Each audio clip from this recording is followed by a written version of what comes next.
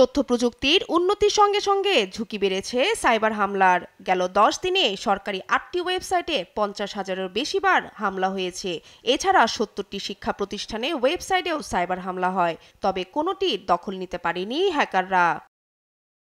আরও বড় ধরনের সাইবার হামলার আশঙ্কা জানিয়ে আইসিটি প্রতিমন্ত্রী বলেন, ব্যাংক, তৈরি পোশাক, টেলিকম, বিদ্যুৎ ও জ্বালানি খাতে বেশি ঝুঁকিতে আছে।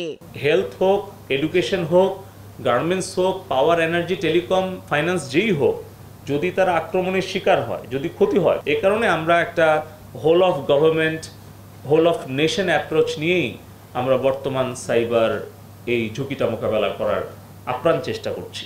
ফেসবুক সহ সামাজিক যোগাযোগ মাধ্যম খুলে দেওয়ার বিষয়ে তিনি জানান, ইউটিউব কর্তৃপক্ষ জবাব দিলেও অন্যরা সাড়া দেয়নি। এই নিয়ে বুধবার বৈঠক করে সিদ্ধান্ত নেওয়া হবে বলেও জানান প্রতিমন্ত্রী। একটা টাইম দিয়েছিলাম ফেসবুক, টিকটক এবং ইউটিউবকে যে তারা তাদের ব্যাখ্যাটা দেবে। তো আমরা এখনো লিখিত বা মৌখিক কোনো ব্যাখ্যা পাইনি।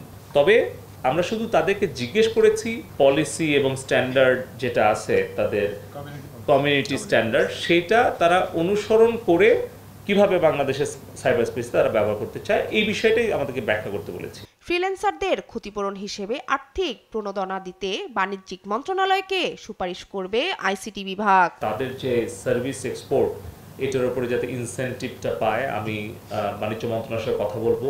শিউলি রায়, দেশ টিভি, ঢাকা।